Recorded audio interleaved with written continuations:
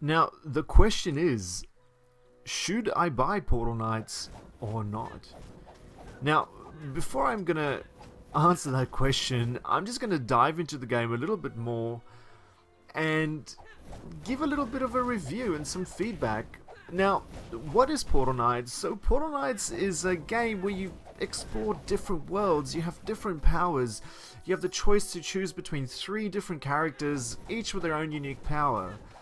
Now, that already says a lot of the game, like that already sets kind of that expectation there. So you're kind of like, well, okay, so I get to choose my own character, you get to create your own character, and I mean, that's kind of what games are now. The game is kind of submerging yourself into these sort of games. Now, you play as a character, creating the world around him, kind of similar to Minecraft, but a little bit different. Now, I can't give a complete and accurate comparison between this and Minecraft because I didn't play Minecraft. Now, what definitely drew me to this game is the fact that you can play as different characters. You have the ability to choose your character from a warrior to a rogue or a mage. Now, the thing that really drew me to this is the fact that I'm a huge Destiny fan. You can probably even say fanboy, and in that game you have the choice of 3 different characters, and I thought, you know what, I'm gonna give this a go. I'm gonna see what this is like because I like building the world around me. Now let's start with the farming system. Now you need to go around your world and you need to farm for different materials depending on what you want to build. Now you can farm cotton to make yourself some gear that you can wear. Now I haven't really dived that deep into the game where I can really go in depth, but this is purely just first impressions. Now you can farm for different materials to obviously build a house for you to live in. You can farm different materials to create little portal keys for you to jump between these little worlds. Now, what can I say? Each world has its own unique enemy, and in this worlds you have different characters that you can also interact with, and each with their own kind of unique personality. And some of these characters gives you the option of doing a little side quest, be it kind of finding something or defeating a specific enemy. And you know what? I really enjoy those games because it feels like there's an interactive changing world around me along with a lot of different various things to do.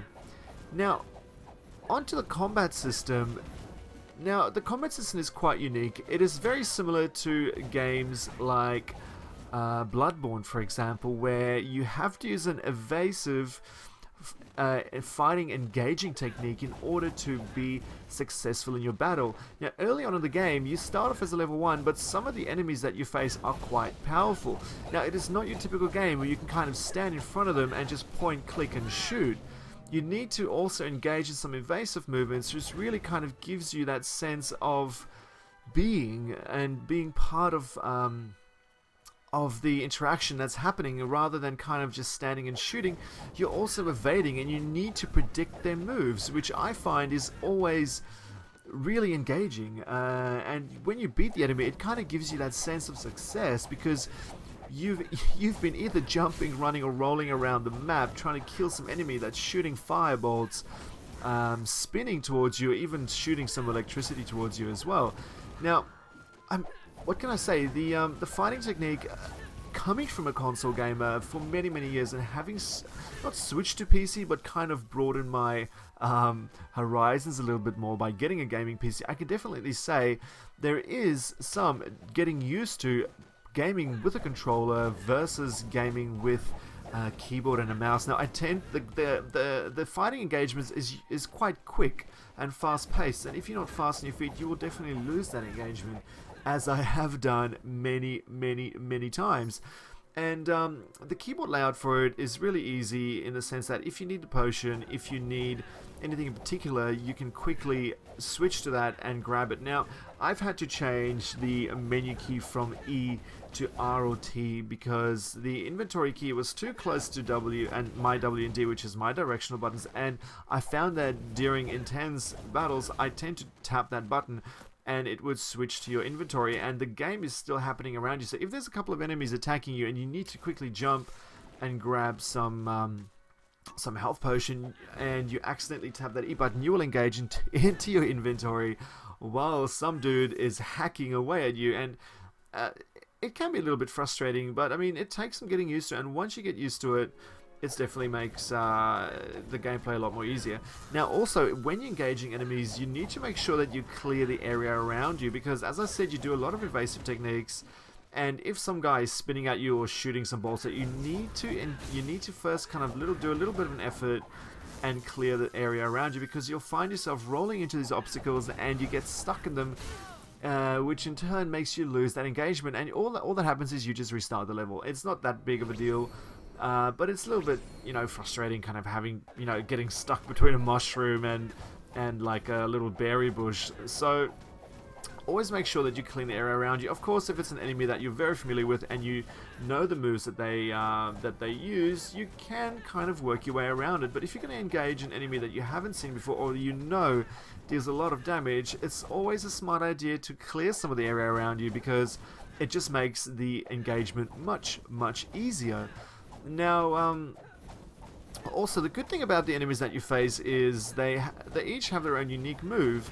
And by move I mean, like, they all have their own kind of unique attack that they do. And also, before some of them do their attack, you would kind of get a little preemptive, like, 0.2 warning, because majority of them have a little lunge, and that kind of gives you enough time to jump out the way or kind of run into a different direction, so you can avoid that attack. What else can I say?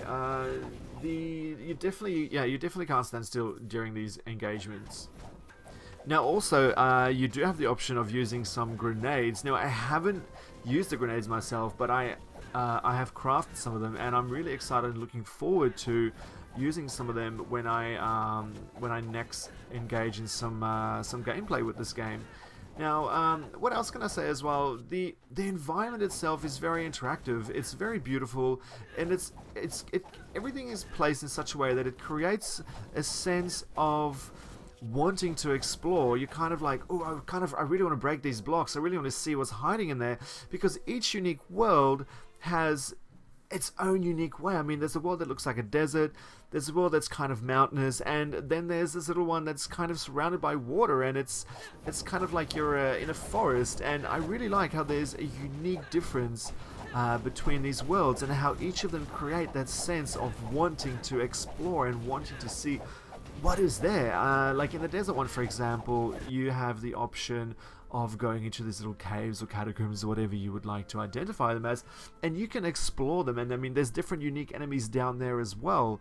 And also, the enemies change during day and night. You have different enemies that appear on the map, all again with their own unique ways of attack, in turn making the game in a very creative experience, and not a very stale experience, because I mean, it can get quite stale having to have the same thing over and over. However, I find that in this game, Portal Knights, it doesn't have that sense of repetitiveness, which I really like, and I definitely applaud.